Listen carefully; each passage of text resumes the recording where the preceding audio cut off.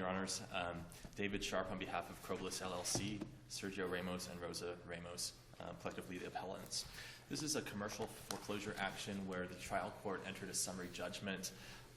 It's our contention that the trial court erred in entering summary judgment of foreclosure because the affirmative defenses raised by the appellants were legally sufficient and supported, and they were not overcome by plaintiff below Banco Popular North America.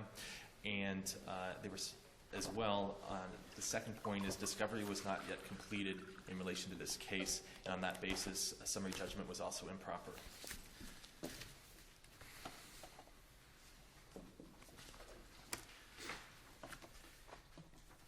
The affidavit of Sergio Ramos is the document that supported the affirmative defenses of the appellants. The affirmative defenses included the defenses of estoppel, predatory lending, failure to mitigate damages, and inequitable conduct and unclean hands. The predatory lending is a species of the inequitable conduct, unclean hands.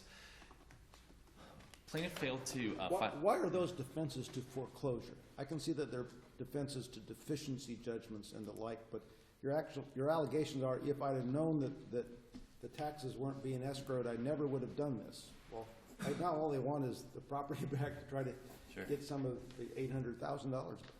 Right. Well, we're in a court of equity, of course, in a foreclosure case. One of the issues is that the true scope of the repairs on the property, the amounts due each month, were not fully disclosed or known to the appellants. When the appellants did the property inspection, that agent to do the property inspection was procured through the Appellee, Banco Popular. Additionally, the insurance on the property was represented. It was going to be about $3,500, and that the insurer had to be was recommended by the bank, and the insurance turned out to be $10,000. Is this in the document someplace, or were these oral representations? It's supported in. I'm sorry, Your Honor. It's supported in the affidavit of Sergio Ramos and the exhibits attached. I'm not questioning that he believes that. My question is, what's the source of his belief as to those things? The main agent that put everything together was a man named Jose Vega, who was the officer that did the closing. And he also helped appellants procure the documents, informing the LLC in signing certain documents and letters that they needed for loan approval. He was really the point man.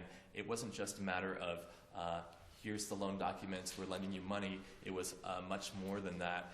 And the appellants relied on the representations and conduct of the bank officer. One of the issues that is connected with the discovery, the main person that closed the loan was no longer an employee of Banco Popular North America. Appellants sought discovery or a deposition of that officer, Mr. Vega. There was a deposition conducted. It was conducted December 13th, 2012, 6 days before the initial summary judgment hearing. We had tried to schedule it earlier, but for various reasons, plaintiff didn't produce the deponent until 6 days before the initial summary judgment hearing, which was then continued to about 45 days later. The deponent that was deposed had only been working with Banco Popular North America since 2009. He had very limited knowledge or no knowledge of the circumstances concerning the closing. One of the items that we tried to get was the last known address and date of birth for Mr. Vega.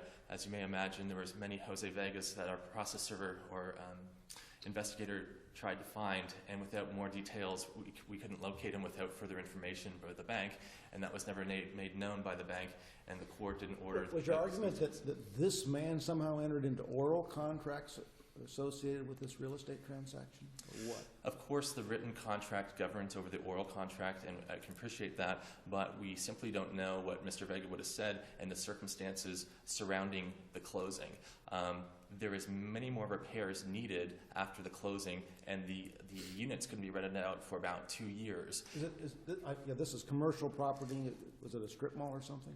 Right. It was in Brandon. There's about 8 to 12 units, 2 stories, and there was residential apartments on the top, studios, and then there was a few small businesses on the bottom. So it was like a strip mall. And was the loan, the improvements that you're describing, was the loan used in part for the improvements as well as to purchase the property? Or did your clients put in money over and above the loan? I don't know that answer for certain, but I do know that payments were made on the loan for 2 years, even with no income on the rents going forward. Again, the person that inspected the property was procured through the plaintiff, and the argument is... Well, there's no written guarantee from the bank that the purchaser, you're buying this from some other third party, I'm assuming. There's no representation by the bank that they're guaranteeing that you're going to have tenants, is there? There's nothing in the documents produced that says that, right? And no, there's no guarantee. Of course, you take a risk when you enter a contract, but it was a whole 2 years before the property could be rented out because of the extensive renovations that needed to be done. I realize the argument that even though my client's knowledge of English was limited, they're tied to the written contract, and of course, but nevertheless, the documents and the conduct of the transaction when it was procured was done with plaintiff's agent acting more than just a lender. So. Okay. The affirmative defenses are supported by the affidavit of Sergio Ramos. There are several exhibits attached to support the statements in the affidavit. The affidavit was never challenged by an affidavit of the bank. It was only a legal argument that they were insufficient as a matter of law.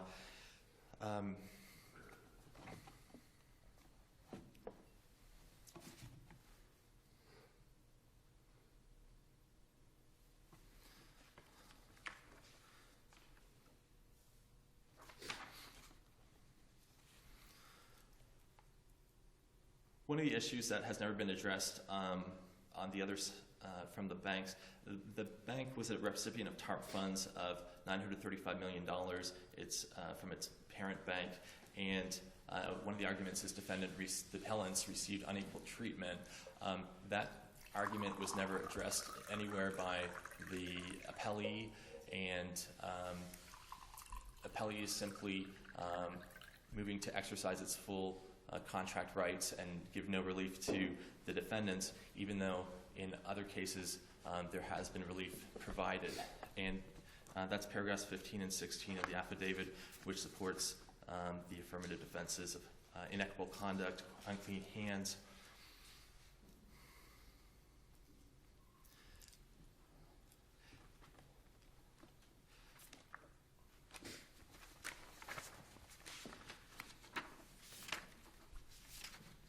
I think what I'll do, Your Honor, is I'll reserve the rest for rebuttal, okay, because I'll rest on the arguments made in the initial brief. Thank you.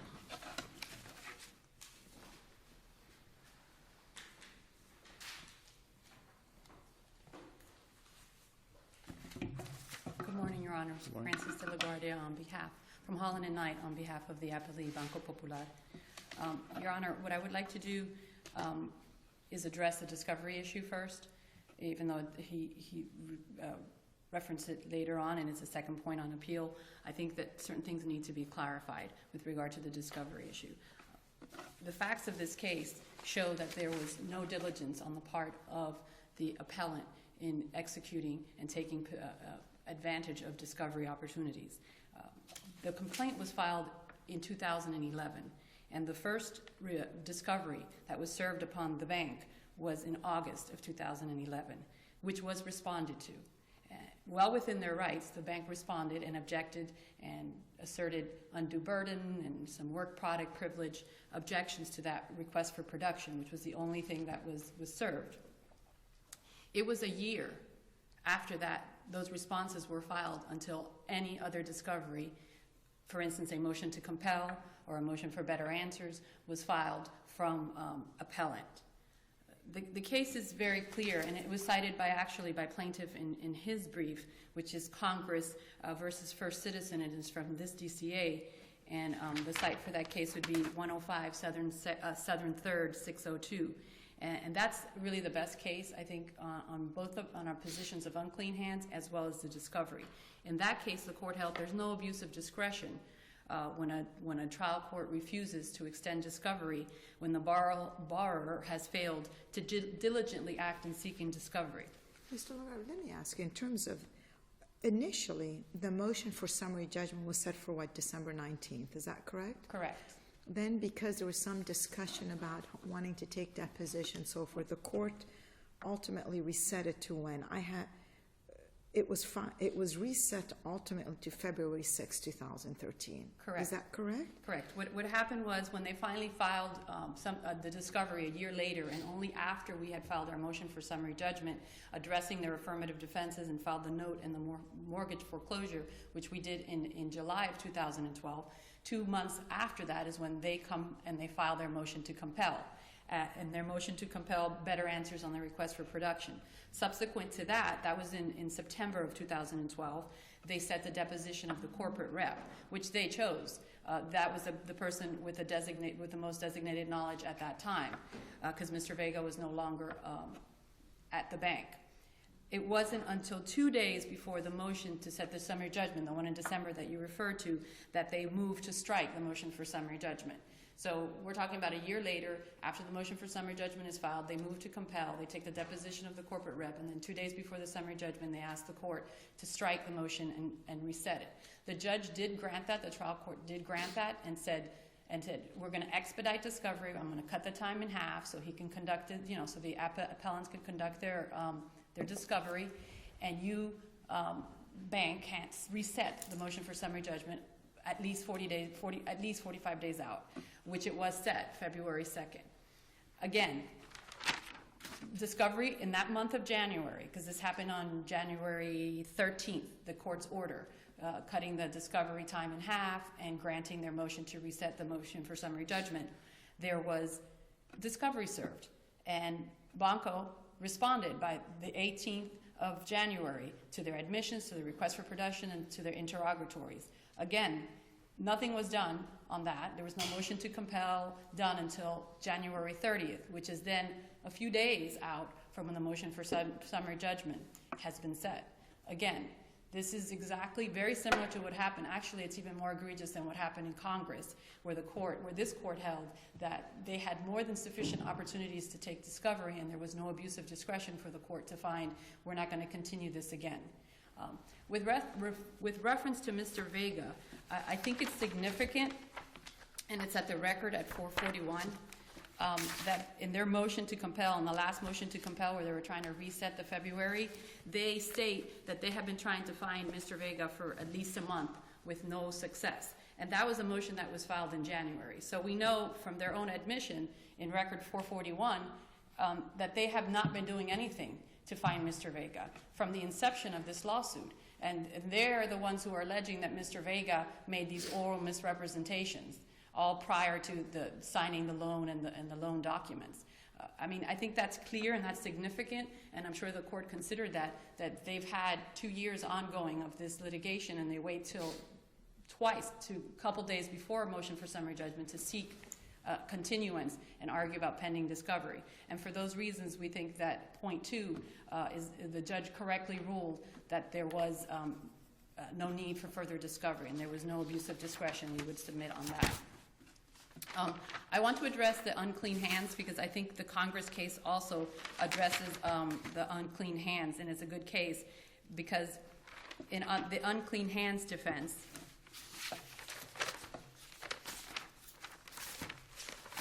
in the unclean hands and predatory lending, which they sort of put together now, they had them as separate affirmative defenses, but they're saying on appeal that they're really the same thing. The actions or conduct that they alleged was unclean hands was the bank's failure to do a pre-inspection, and their pre-inspection to disclose that more improvements, which is what Appellants Counsel was discussing. I think it's important to note that there was no fiduciary duty on the part of Mr. Vega or the part of the bank to advise them what's the best deal for them or how this property's condition is. This is an arm's length transaction where they're purchasing a property and they needed to do their own due diligence and their own inspection of the property. I do not think that this rises, and that's why we said as a matter of law, the failure for us to advise them of the true condition of the property constitutes unclean hands. Well, a bank could take on those responsibilities if it chose to, right? Correct, but in this case, there's no record evidence, nor does the affidavit say that. There's Does no. your affidavit refute those allegations? There is no affidavit that refutes the allegations. The contract itself and the loan and the application supports the obligations of the parties and sets out the obligations of the party. The bank did not assume any fiduciary duty pursuant to the written But for purposes contract. of summary judgment, did you have a need to refute those?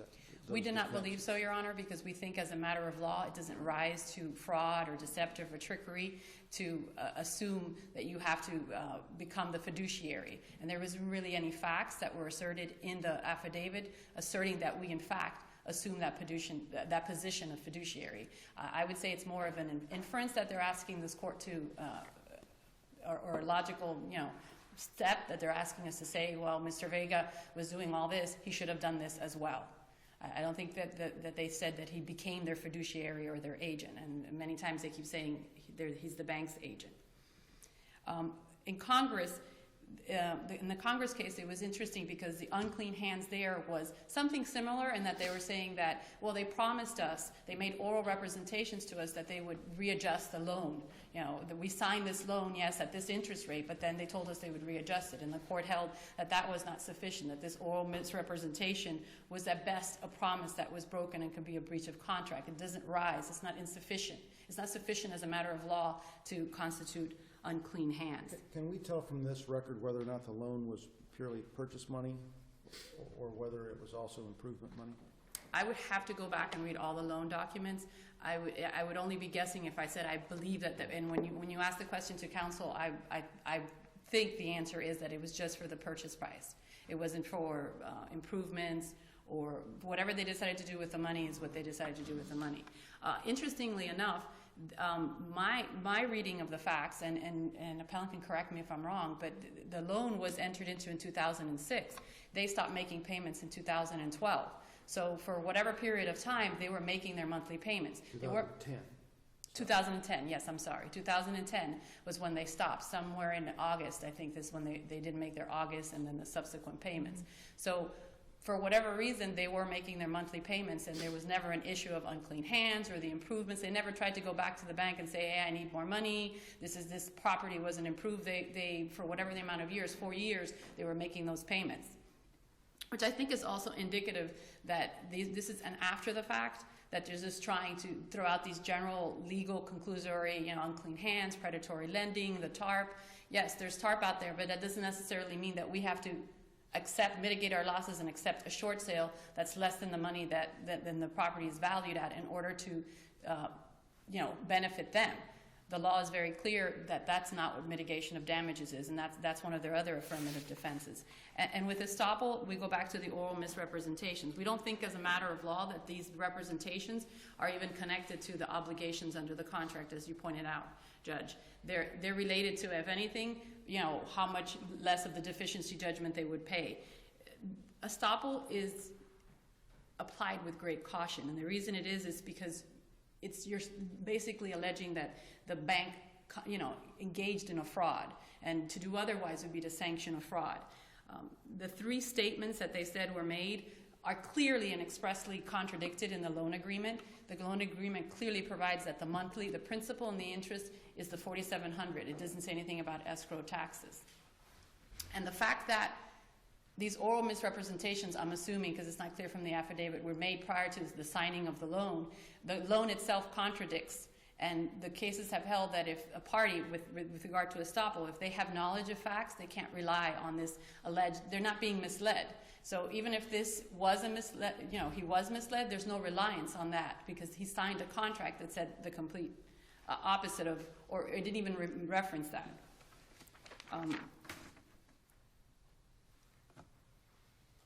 I addressed the mitigation losses and estoppels. Unless the court has any questions, I would rest on our briefs, and I would argue that summary judgment is proper and the lower court should be affirmed. Thank you. Thank you. Mr. Sharp?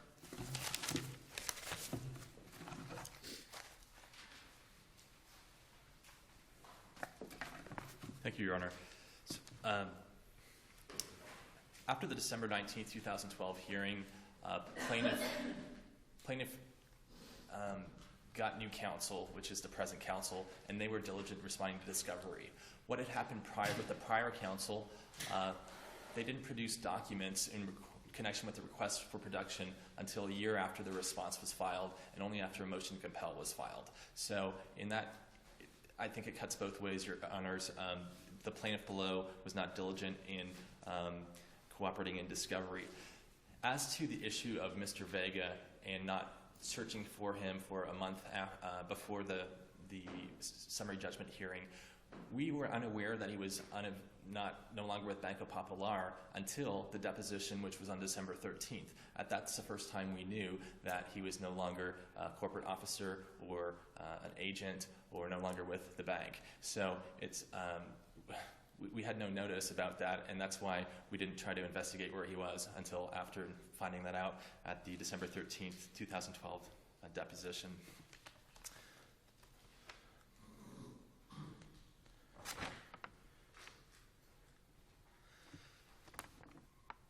As to the unclean hands defense and the estoppel defense, the argument is laid out in the affirmative defenses clearly, and it's supported with the affidavit of Sergio Ramos, who was the managing member of Croblis LLC. If he had known all of those items that were not going to be included, if he did not know about the true extent of the repairs needed to fix up the property for rental, it follows that they would not have entered the contract. We haven't alleged fraud, but at the same time, there's of course a legally recognized defense that you rely on representations that turn out to be false to your detriment. This is a clear case of estoppel, and it's properly pled and properly supported, and with an affidavit and exhibits to support that.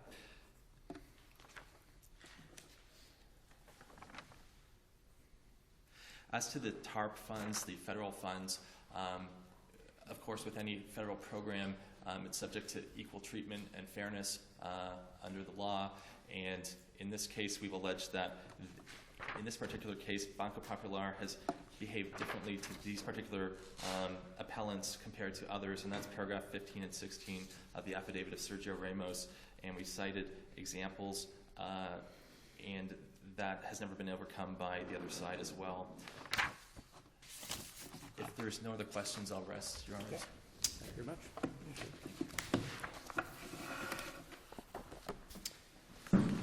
Next case for oral argument is 5F versus Robert Dressing.